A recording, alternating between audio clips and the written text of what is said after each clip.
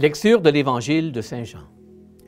Jésus leur dit, « Enfants, auriez-vous quelque chose à manger? » Ils lui répondirent, « Non. » Alors il leur dit, « Jetez le filet à droite de la barque et vous trouverez. » Ils jetèrent donc le filet, et cette fois ils n'arrivaient plus à le remonter tant il y avait de poissons.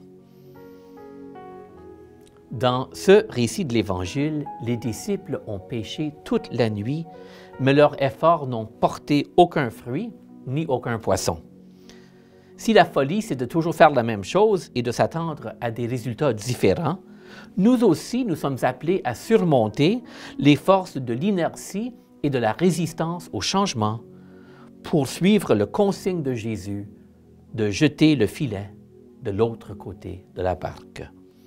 Et ce troisième chapitre du document final nous invite à la conversion dans nos processus.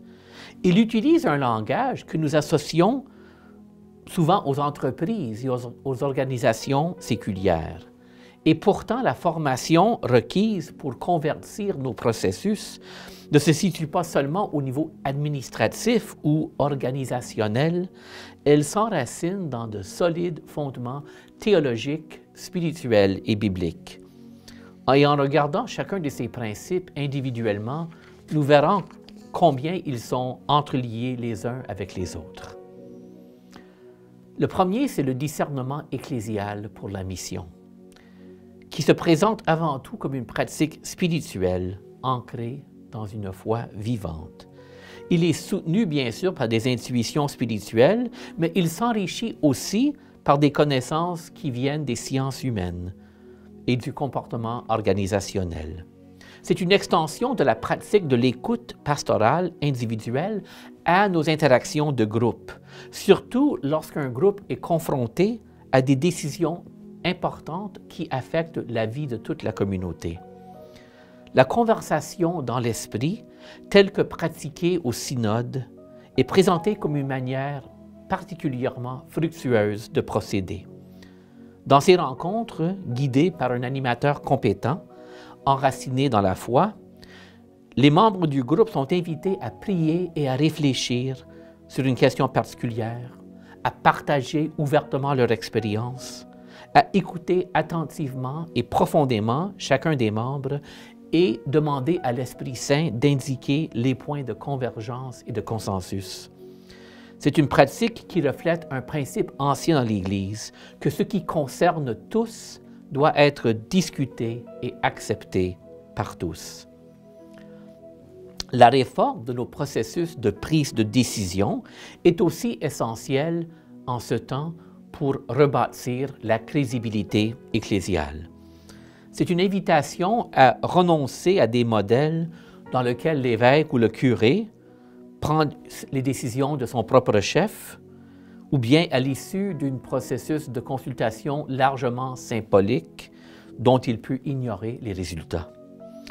Tout en continuant à centrer l'exercice de l'autorité sur l'évêque, il faut comprendre cette autorité dans la perspective d'un autre ancien principe de l'Église.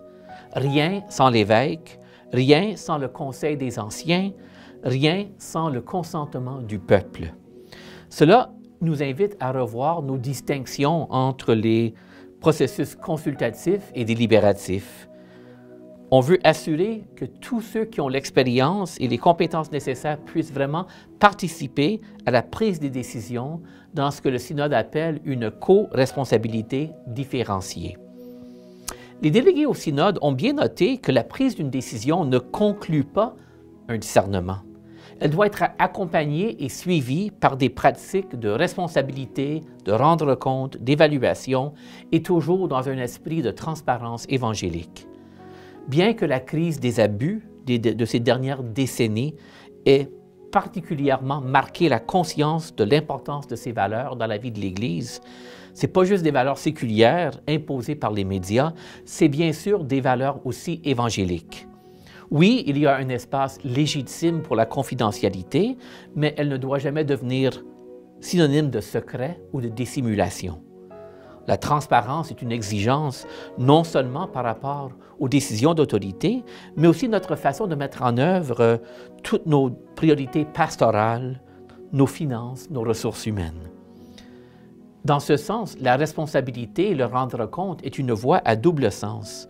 Ceux qui exercent l'autorité, y compris les évêques et les prêtres, doivent aussi rendre compte devant leur communauté, ainsi que ceux qui sont soumis à l'autorité rendent compte à leurs supérieurs. L'évaluation ponctuelle des ministres et la planification pastorale ne doit pas être vue comme un jugement à craindre, un simple démarche bureaucratique, mais un moyen pour s'assurer que les ministres et les laïcs puissent développer et consolider leurs connaissances et leurs compétences pastorales. C'est une invitation non pas à un simple changement de stratégie ou de structure, mais une conversion permanente de notre culture ecclésiale. Concrètement, qu'est-ce que ça peut signifier pour nous?